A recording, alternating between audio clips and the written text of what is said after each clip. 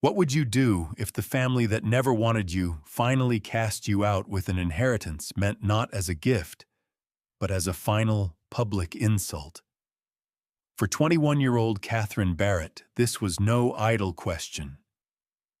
In the will of her late father-in-law, a man who had tolerated her presence only for the sake of his son, she was left a derelict stone cottage on the farthest edge of Thornside Village, its value listed in the solicitor's papers as £1. The gesture was clear. She was worth less than the dirt under a farmer's boots. But the truth waiting in the damp, forgotten corners of that place was a secret worth more than any fortune her in-laws could ever comprehend. Settle in, and let us travel back to the Cumbrian fells of 1858, to a story of quiet resilience and a legacy sealed in stone. The journey to Thornside was a penance paid in jolting carriage wheels and the persistent seep of autumn rain.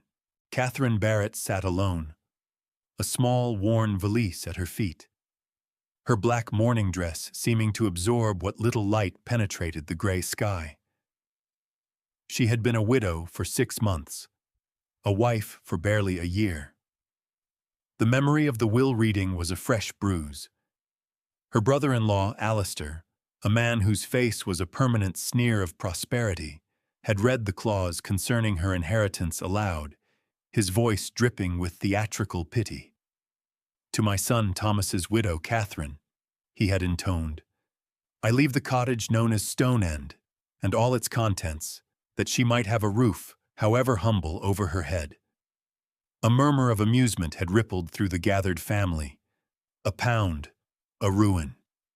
It was their final, perfect dismissal. She had not argued. She had not wept. She had simply inclined her head, taken the deed and the heavy iron key from the solicitor, and walked out of their fine London house forever. Thomas was gone. His world, which had only ever been hers on loan, had snapped shut behind her.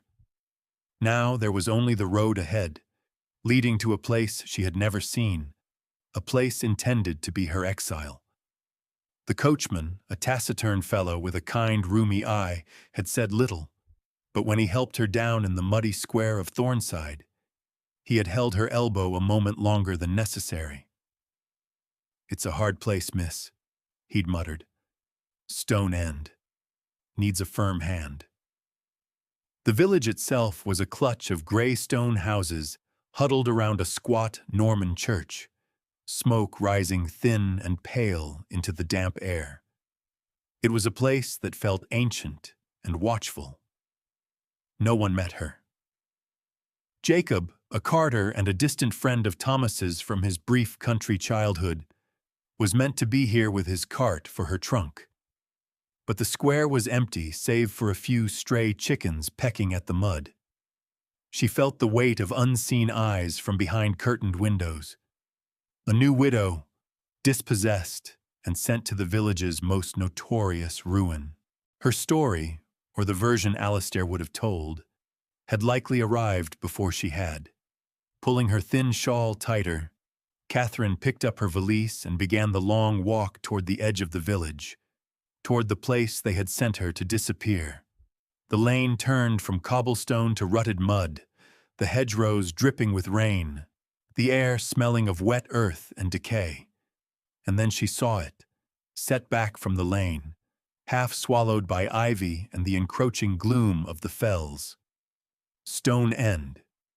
It was not a cottage, it was a gravestone. The roof sagged in the middle like a broken spine, and a film of green moss coated the northern wall. The windows were small, dark eyes, filmed with grime. The single stone chimney was choked with a bird's nest, the size of a bushel basket. For a long moment, Catherine simply stood in the lane, the rain plastering strands of hair to her pale cheeks, and let the sheer desolation of the place wash over her. This was the measure of her worth to them. This was their final word. She thought of Thomas, of his quick laugh and the warmth of his hand, a memory so sharp it was a physical pain. He would have hated this. He would have raged against his family's cruelty. But Thomas was in a churchyard in London, and she was here, with a heavy iron key in her hand. Taking a slow, steadying breath, she pushed open the rickety gate, its groan a long, mournful complaint. The path was lost to weeds, but she pushed through them, her boots sinking into the soft ground. The air grew colder as she approached the door, a thick, damp cold that emanated from the stones themselves. The lock was stiff with rust. It took all her strength, her slight frame braced against the weathered oak, to turn the key. It finally gave with a shriek of tortured metal, and the door swung inward on a single protesting hinge, opening into a darkness that smelled of mildew, cold soot, and the slow, patient rot of abandoned things. The interior was a single large room, dominated by a cavernous hearth, black with the smoke of 1,000 long-dead fires. A few pieces of broken furniture lay scattered about like skeletal remains. A 3-legged stool, the ghost of a table, a cot frame with its ropes gnawed through by rats. Rain dripped steadily from the ceiling into a puddle on the flagstone floor, each drop a tiny, echoing tick, like a clock measuring out the cottage's slow demise. There was no comfort here, no welcome. This was not a home. It was a test, a challenge to her spirit. As dusk began to bleed into the small, dirty windows, Catherine set down her valise. She had nothing but the clothes she wore, a few keepsakes, and a small purse with barely enough to last the winter. She was alone, forgotten, and housed in a ruin. That first night, she did not sleep on the broken cot. She swept a corner of the floor clean with a branch of heather pulled from the thatch and laid her shawl down on the cold stone. She had a few candles and a tinderbox, and by their flickering light, she explored her inheritance. The room was just as it seemed, empty and decaying. But there was another door, a low, narrow one of planked wood next to the hearth. It was not locked, only swollen shut in its frame. Putting her shoulder to it, she forced it open. It led to a steep, narrow set of stone steps, descending into an absolute earthen blackness. The air that rose to meet her was cellar damp, a smell of packed earth and profound stillness. Holding her candle high, she descended. The cellar was small, its walls rough-hewn stone, its floor beaten earth and a few scattered, mismatched flagstones. It was empty, save for a crumbling wooden barrel in one corner. It was utterly, profoundly unremarkable. And yet, as she stood there in the wavering candlelight, something felt wrong. She ran her foot over the floor. It was uneven, strangely humped in the middle. Kneeling down, she traced the edges of the flagstones with her fingers. The mortar here was different, paler, sandier than the dark, almost black mortar between the foundation stones. And beneath the layer of dirt, the stones themselves felt newer, smoother. Someone at some point had gone to the trouble of relaying this floor. Why would anyone bother to repair the floor of a forgotten cellar in a derelict cottage? What secret did this patch of uneven stone hold? Was it a simple, shoddy repair, or a deliberate act of concealment? Let us know in the comments what you think Catherine will find, and be sure to subscribe for more stories of hidden history. For Catherine, standing in that cold, silent dark, the question was a tiny spark in the overwhelming gloom, the first hint that Stone End was more than just a place to be forgotten. The next morning, Catherine walked back to the village, her stomach hollow and her resolve a brittle thing. The mist clung to the low ground, making ghosts of the trees and fences. She needed supplies, flour, salt, oil for a lamp, the barest essentials to begin a life here. As she entered the small village shop, a bell jangled, and the proprietor, a pinched-faced woman, looked up from behind the counter. Her eyes widened in recognition, then narrowed with a look that was part pity, part suspicion. The whispers had indeed preceded her. "The Barrett widow," the woman's expression said. As Catherine quietly made her purchases, the door opened again, and the bell jangled more aggressively. It was Alistair Barrett. He was not dressed for the country, his city coat and polished boots an affront to the village's muddy simplicity. He must have stayed the night at the local inn, likely to ensure she had properly taken possession of her hovel. "Well, well," he said, his voice loud in the small space. "Settling in, are we? I trust you found the accommodations to your rustic tastes." His eyes swept over her worn dress, the smudges of dirt on her hands. He was enjoying this, performing for the shopkeeper, for the village. He was cementing her status as an outcast. Catherine met his gaze but said nothing. Silence was the only armor she had ever found effective against him.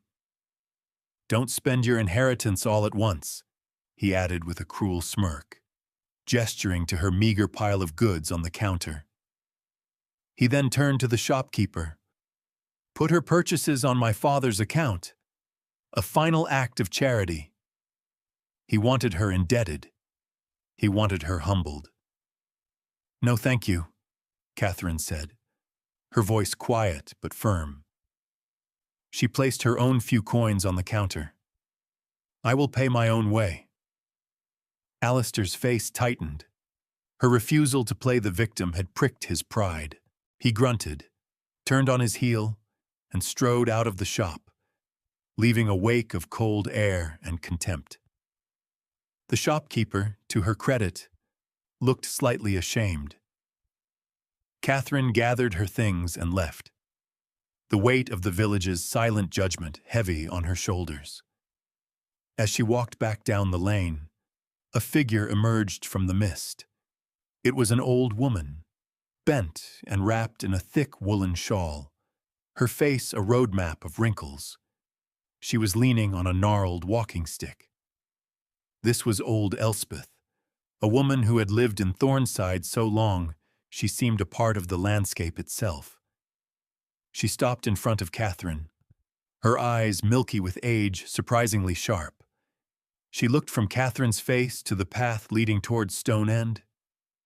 "They give you the forgotten place," the old woman said, her voice like the rustle of dry leaves. It was not a question. Catherine simply nodded. Elspeth stared for a long moment, as if seeing something beyond the tired young woman before her. Then she leaned in, her voice dropping to a conspiratorial whisper. "Some roots," she said, her words heavy with a meaning Catherine could not yet grasp. "Grow best in the dark."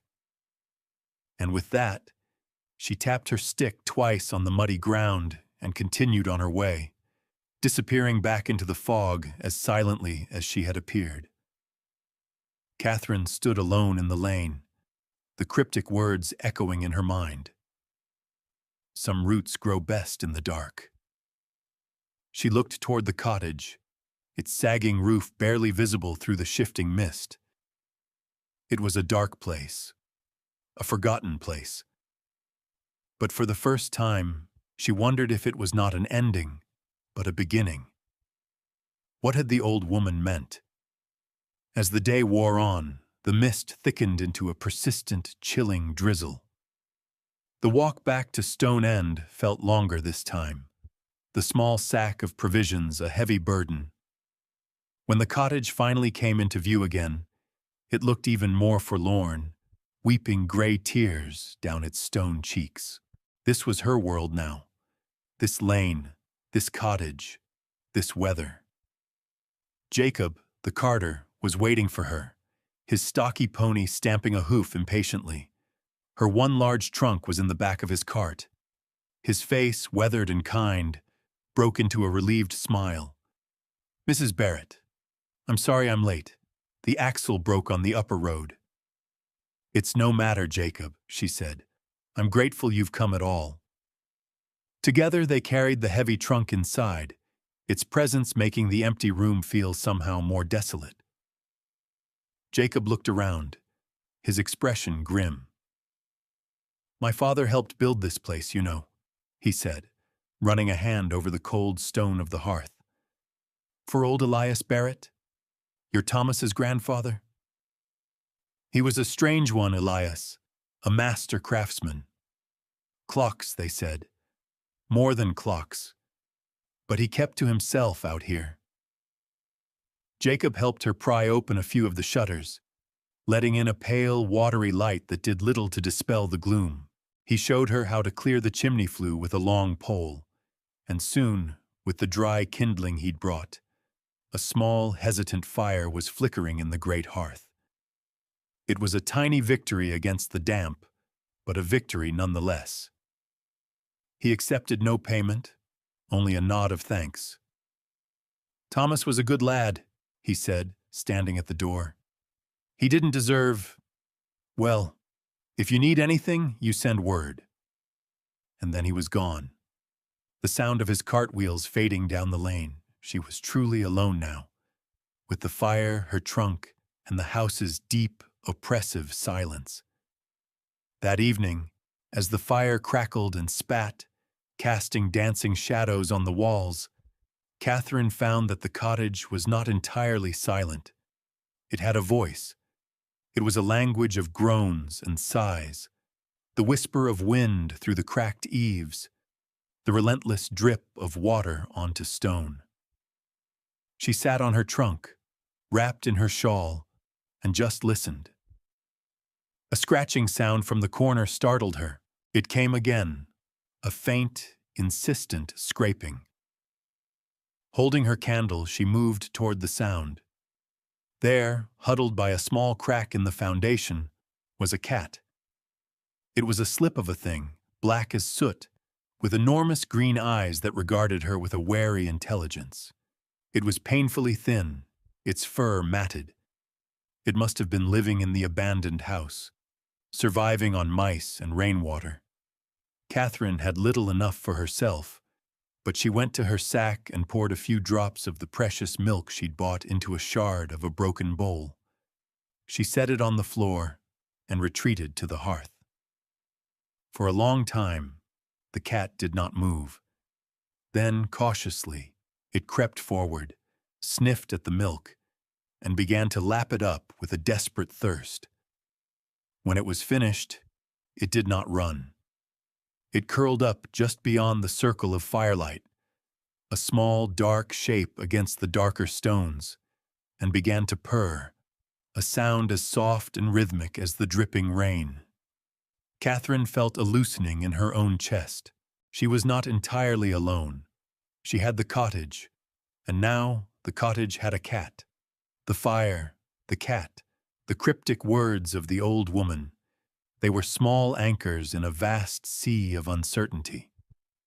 That night, she slept on the floor again, but it felt less like a hardship and more like a choice. She was listening to the house, learning its language before she tried to command it. The question of the cellar floor remained, a quiet, persistent hum beneath the other sounds of the night.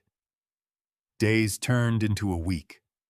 Catherine established a routine born of necessity. Each morning, she fetched water from a well half hidden in a thicket of ferns behind the cottage. The water was clear and cold, a small, clean mercy in a world of damp and decay. She spent her days in a flurry of relentless, back-breaking labor. She scrubbed the grime from the windows, letting in more of the pale autumn light. She swept years of soot and birds' nests from the hearth. With clay and moss packed into the worst of the cracks in the walls, she began to fight back against the persistent drafts.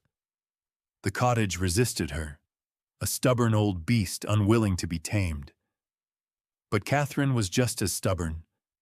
Her hands, once soft, became chapped and calloused. Aches settled deep into her bones. But with every task completed, a small piece of stone end became hers, not by deed, but by effort. The black cat, whom she had started calling Soot, was her constant shadow, a silent, watchful companion. One afternoon, determined to make the cellar less of a damp, forbidding pit, she took a bucket and a stiff brush down the narrow stone steps. The air was still and cold, heavy with the smell of earth. Soot followed her, but stopped at the top of the stairs, his green eyes glowing in the gloom, as if sensing a boundary he should not cross. Catherine began her work, scrubbing the moss and slime from the stone walls. As she worked her way around the small space, she returned again and again to the floor. The more she looked, the more certain she became. The central patch of flagstones was an intrusion. They did not match the worn, ancient stones at the periphery. They were laid with less skill, the gaps between them wider and filled with that newer, sandier mortar. She ran her hand over the surface again. Near the center, she felt it. A faint, but distinct, current of air. It was colder than the rest of the cellar air, and it smelled cleaner, like deep earth and stone, not mildew. She knelt, pressing her ear to the cold flagstone. Silence. But the draft was undeniable. It was coming from beneath the floor. Why would there be a draft from solid ground? The memory of old Elspeth's words returned. Some roots grow best in the dark. Was this the darkness she meant? A place beneath a place? The thought was both thrilling and terrifying. She had no tools to speak of, only a small, rusty iron poker from the hearth. For now, she could do nothing more. She set the thought aside, telling herself it was just a trick of the strange old house, a draft from some forgotten drain or fissure in the rock.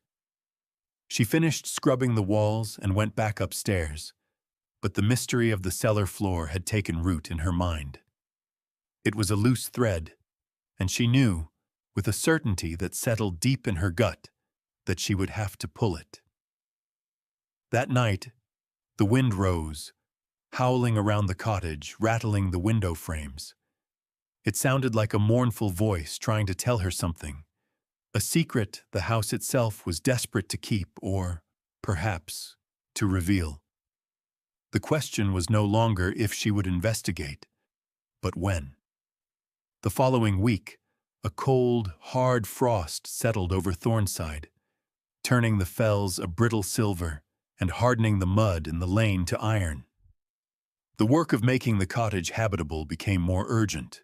Catherine spent 2 days patching the worst of the holes in the roof with bundles of heather and tar she bought in the village, a perilous task that left her trembling with exhaustion and fear of heights. During this time, she tried to ignore the cellar. She told herself it was a foolish fancy, that a young widow alone had more practical concerns than phantom drafts and uneven floors. But the thought of it was a constant, low thrum beneath her daily labors. It was the house's secret heartbeat. Finally, she could ignore it no longer. One morning, armed with the iron poker and a small hammer Jacob had left for her, she descended the steps, her heart thudding with a mixture of dread and anticipation. Soot sat at the top of the stairs, a silent sentinel. She chose the stone where the draft was strongest. Kneeling on the cold, damp ground, she began to work at the mortar with the tip of the poker. It was harder than she expected. The sandy mixture was brittle, but it had been packed in tight. For over an hour she chipped and scraped, her breath pluming in the frigid air. Her fingers grew numb, her back ached, but she did not stop. The labor was a kind of conversation with the past. Who had laid these stones? Why had they taken such care to seal them? Her hands were learning the story the house would not speak aloud.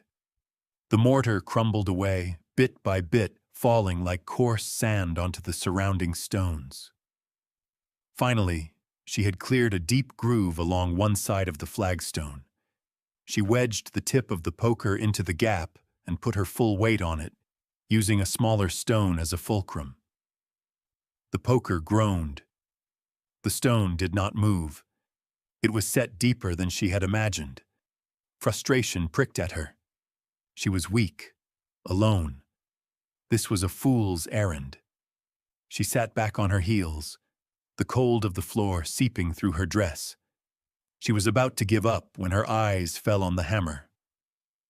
It was a simple, heavy thing, an idea, desperate and direct, formed in her mind. Taking the poker, she wedged it as deep as she could into the crack. Then, lifting the hammer, she brought it down on the end of the poker with all her strength. The clang of metal on metal echoed deafeningly in the small space. She struck it again and again. A crack appeared in the flagstone, a thin, dark line spiderwebbing out from the point of impact. Heartened, she struck it once more.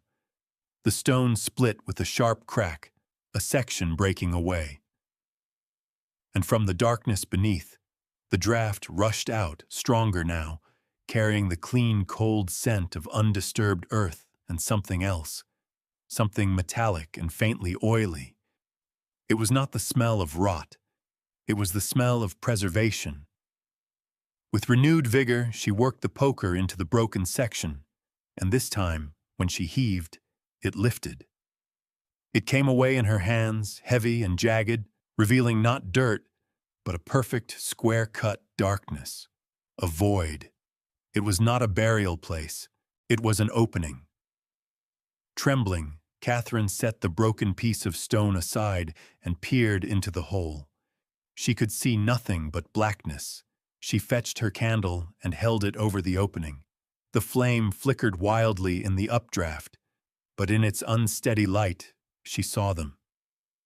Steps. Not rough-hewn like the ones leading into the cellar, but smooth, dressed stone, descending into a space below. Someone had not just relaid a floor. They had sealed a room. They had buried a world.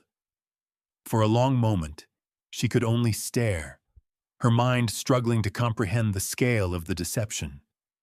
This cottage, this worthless, forgotten ruin, was built upon a secret.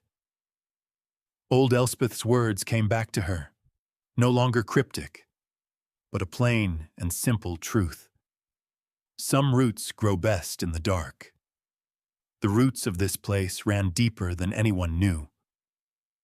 Taking a deep breath to steady her racing heart, Catherine Barrett prepared to descend.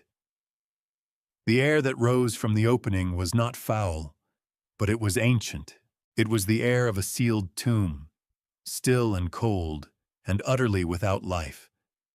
Catherine retrieved her only other candle and a fresh tinderbox before returning to the precipice.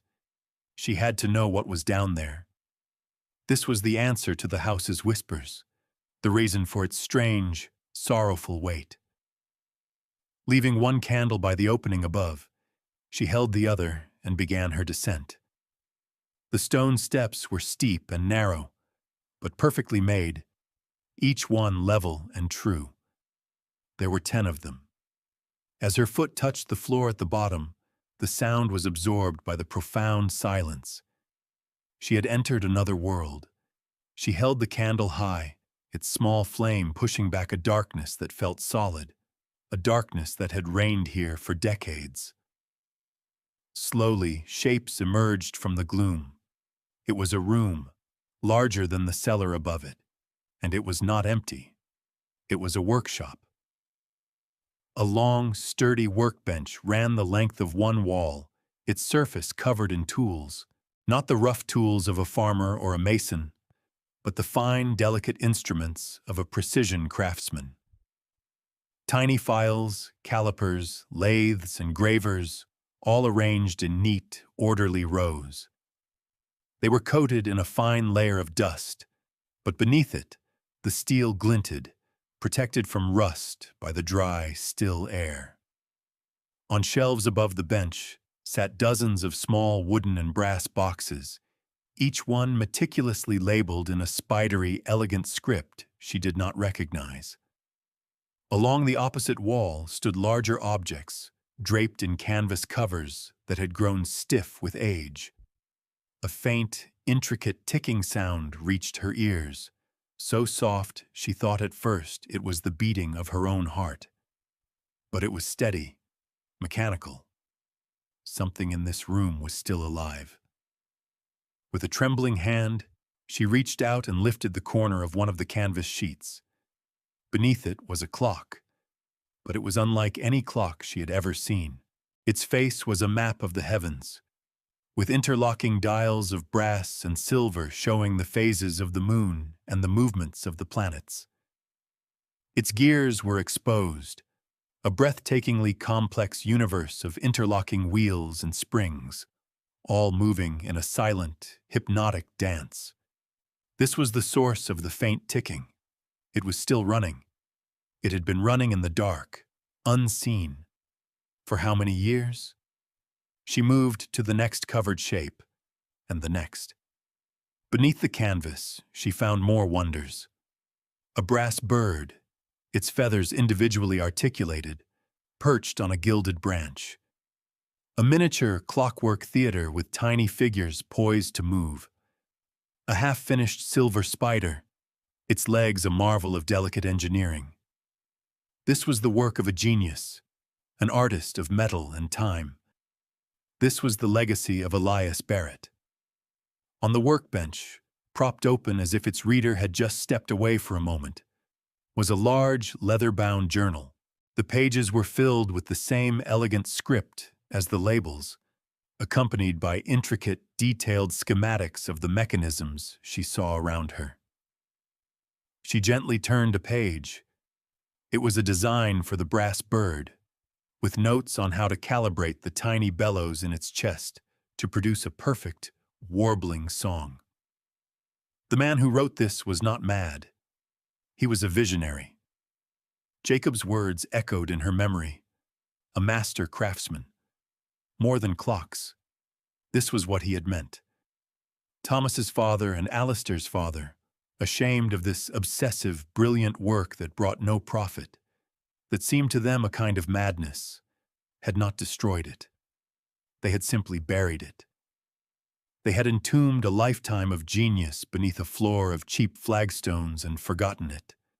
As the truth settled over her, Catherine felt not triumph, but a profound and aching sorrow for the man who had worked here, for the beautiful, intricate world he had created, only to have it sealed away in the dark. This inheritance wasn't a worthless cottage. It was the custodianship of a lost art. The winter arrived in earnest not long after her discovery. The first snows came, blanketing the fells in a deep, silencing white. The world shrank to the dimensions of the cottage, the lane, and the path to the well. Catherine divided her time between the world above and the world below. Upstairs, she survived, tending her small fire, mending her clothes, living a life of frugal simplicity. Downstairs, in the hidden workshop, she began to learn. She did not touch the mechanisms themselves, afraid her ignorance would cause some irreparable harm. Instead, she read. Elias Barrett's journals were her teacher. He wrote not only of gears and springs, but of philosophy, of the beauty of a perfectly balanced system, of his belief that in recreating the intricate patterns of nature, one could come closer to understanding the mind of God. He was not a madman. He was a poet whose medium was clockwork. She learned to carefully clean and oil the tools, to dust the shelves, to simply be a quiet presence in the remarkable room. The place became her sanctuary, a silent testament to a patience and dedication she was only just beginning to understand. The faint, steady ticking of the great astronomical clock was the new heartbeat of the house, a rhythm of quiet purpose that infused her own lonely existence with meaning. One evening, a storm blew in from the north, a true Cumbrian gale that threw itself at the cottage with a savage fury. The wind shrieked in the chimney, and the entire structure seemed to groan under the assault. Catherine sat by the fire, soot huddled in her lap, and listened to the storm's rage. Sometime after midnight, she heard a new sound, a loud, splintering crack from overhead, followed by the rush of something wet and heavy. She looked up. A dark, spreading stain was appearing on the ceiling near the center of the room. The old roof, the one she had tried so hard to patch, had finally given way. Water began to pour in, not a drip, but a steady, icy cascade splashing onto the floor. Her heart seized with panic. Her few possessions, her trunk with Thomas's letters, her small store of food, her bedding, were all in the path of the deluge. She scrambled to move them, but the water was spreading fast. And then a worse fear struck her. The water was pooling on the flagstones directly above the cellar. If it seeped through, if it found its way down the hidden steps, the workshop, the journals, the delicate mechanisms, the lifetime of work preserved in the dry air would be ruined, lost to damp and rust forever. She had a choice to make. She could save her own small comforts, the last remnants of her past life, or she could protect Elias's legacy. There was no hesitation. She threw open the cellar door, grabbed the broken flagstone, and descended into the darkness. Working with a frantic energy born of desperation, she began moving the most precious objects from the workshop, the journals, the smaller automata, the boxes of delicate parts, and carrying them up into the relative safety of the upper cellar. Back and forth she went, her candle flickering, as the storm raged above and the water dripped ominously through the floorboards. Just as she was carrying the brass bird, she heard a frantic pounding on the cottage door, a sound almost lost in the howl of the wind. Who could possibly be out in this storm? Fearing the worst, she secured the workshop's treasures and made her way back upstairs to the leaking, chaotic room. She unbarred the door. A man stood on the threshold, half frozen and covered in snow, his face etched with desperation. Behind him, a woman was slumped over in a carriage that had slid into the ditch by the lane, one of its wheels shattered. "Please," the man begged, his voice hoarse. "My wife. She is with child. Our carriage is broken. We need shelter. Any shelter." Catherine looked from their desperate faces to her ruined, leaking home. She had almost nothing, but she had a fire, and she had 4 walls, however compromised. "Come in," she said, stepping aside. "Come in out of the storm." The man, whose name was Mr. Howell, helped his wife inside while Catherine did her best to make them comfortable. She gave them her driest blankets and settled them near the hearth, away from the worst of the leak. She shared her small stock of tea and the last of her bread. They were travelers from London, he explained, a watchmaker by trade, on their way to visit family in Scotland when the storm had overwhelmed them. As Mrs. Howell shivered by the fire, her husband looked around at the sparse, leaking room with a mixture of gratitude and pity. "You have saved us, miss," he said. "We are deeply in your debt." Catherine simply shook her head. "It is only a roof," she replied, thinking of the true marvel that lay hidden just a few feet beneath them. For the rest of the night, she tended the fire, adding her own meager bedding to keep the couple warm, while the storm continued its assault and the water dripped a steady, mournful rhythm onto the floor. She had chosen to shelter strangers and protect a dead man's work over her own well-being. By morning, she knew everything would be different. The storm broke with the dawn, leaving behind a world of pristine, silent white. The leak had slowed to a drip, but the main room of the cottage was a disaster of puddles and damp. Mr.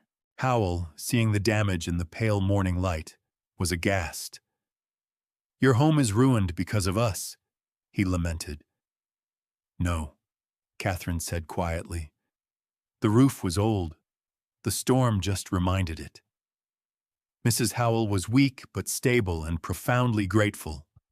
As her husband went out to assess the damage to his carriage, Catherine felt an instinct, a sense that this man, this watchmaker from London, was not an accident. She had to show him. "Mr. Howell," she said when he returned, his face grim with the news of his broken axle, "there is something you should see." Puzzled, he followed her to the cellar door. She led him down the steps, past the treasures she had rescued, and then down again into the hidden workshop. She held her candle high. As his eyes adjusted to the light, Mr. Howell stopped dead. His jaw fell open. He walked forward as if in a trance, his skilled hands hovering over the great astronomical clock, his gaze sweeping across the workbench. The tools, the shelves of parts. He let out a low whistle of pure, unadulterated awe. "Good heavens," he whispered, his voice filled with a reverence that bordered on worship. This is the work of Elias Barrett." Catherine stared at him, astonished. "You know his name?" "Know his name?" Mr. Howell turned to her, his eyes shining.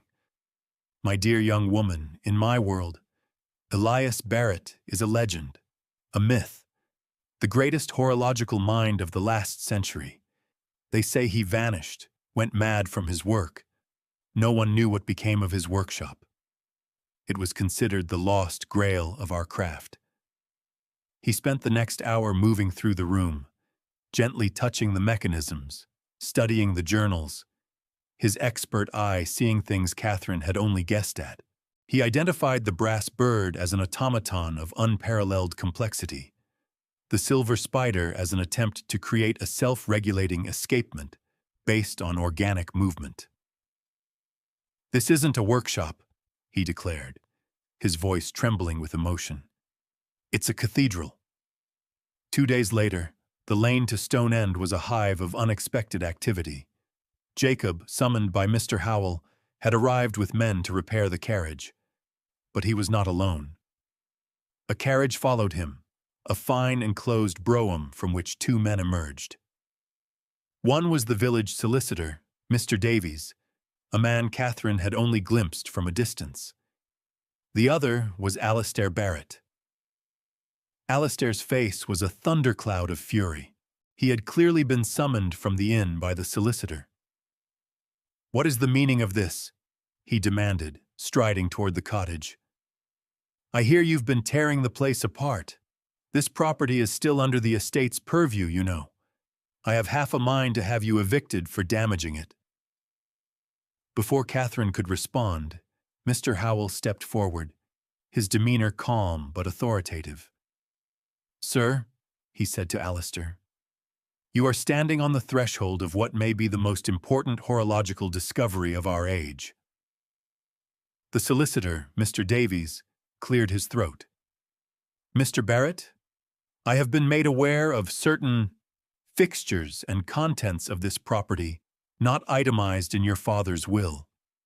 As the will grants Mrs. Catherine Barrett the cottage and all its contents, it would seem this remarkable workshop is, in fact, hers." Alistair's face went from red to pale. He stammered, speechless, as Mr. Davies and a now very intrigued Jacob were led down into the workshop by Mr. Howell. Catherine watched Alistair's face as the sounds of astonishment rose from below. She saw his arrogance crumble, replaced by a dawning, sickening understanding of what his family had thrown away.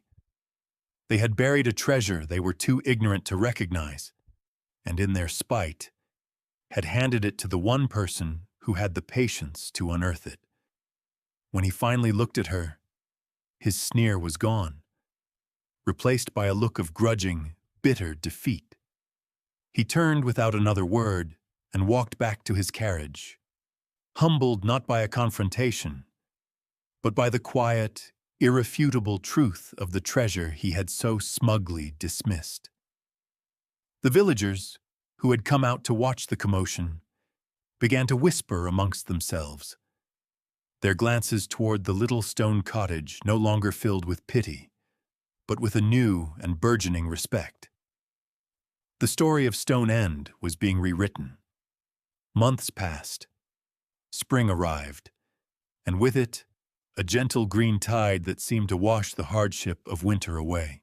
The roof of Stone End was repaired, properly this time, paid for by a modest advance from a London museum to which Catherine had agreed to loan one of Elias's smaller clocks for exhibition. Mr. Howell had become a staunch friend and advocate, ensuring that the world knew of Elias Barrett's genius, but also fiercely protecting Catherine's privacy and ownership. The world began to make a quiet pilgrimage to her door. Scholars, craftsmen, and the curious. They did not come to buy, but to see, to learn. Catherine, with the quiet counsel of Mr. Davies and Mr. Howell, established the workshop as a place of study, a working museum dedicated to the preservation of Elias's craft. She refused all offers to sell the collection, seeing herself not as its owner, but as its keeper. The village of Thornside, once a place of whispers and sideways glances, now treated her with a quiet reverence. They spoke of her not as the Barrett widow, but as the guardian of Stone End. Old Elspeth would sometimes stop by the gate and nod, a knowing smile on her ancient face. Alistair Barrett was never seen in Thornside again. The cottage itself seemed to breathe easier, its stones settling into their new purpose. The garden, which Catherine had cleared and planted, was beginning to bloom. Soot, no longer astray, grew sleek and confident, sunning himself on the stone sill of a window that now let in clear, bright light. Catherine's life was no longer one of mere survival, but of quiet, steady purpose. She spent her days in the workshop, not just preserving, but learning. Under Mr. Howell's long-distance tutelage, she began to understand the intricate language of the clocks. She learned to clean and assemble the delicate mechanisms, her once chapped hands developing a surprising dexterity and grace. One evening, as the golden light of the setting sun streamed through the workshop's newly cleaned window, she sat at Elias's bench. Before her was the little brass bird. For weeks, she had been studying his journals, following his schematics, and had finally finished the last, delicate connection in its complex internal mechanism. With a small, custom-made key, she wound the spring. There was a soft whirring sound, a series of clicks, and then the bird lifted its head. Its tiny beak opened, and a sound filled the silent workshop. Not a metallic screech, but a perfect, clear, liquid note of song. It sang a short, beautiful melody that echoed the birds in the garden outside, then fell silent. A tear traced a path through the fine layer of dust on Catherine's cheek. She looked around the room, at the ticking clocks, the patient, waiting automata, the legacy of a man she had never met but knew intimately. She thought of the mockery, the exile, the cold, and the dark. They had meant to bury her in a forgotten place. Instead, they had led her home. In a quiet voice, she spoke to the silent listening room, giving voice to the moral of her long journey. "He didn't bury a failure," she murmured, her hand resting gently on the brass bird. "He planted a seed." Thank you for staying with us for this story of quiet discovery and earned dignity. It's a powerful reminder that true value is often hidden beneath a surface the world has chosen to ignore. If you were moved by Catherine's journey, please leave a like and tell us in the comments which part of her discovery resonated with you the most. Be sure to subscribe for more stories of hidden legacies and unexpected triumphs. We'll see you next time.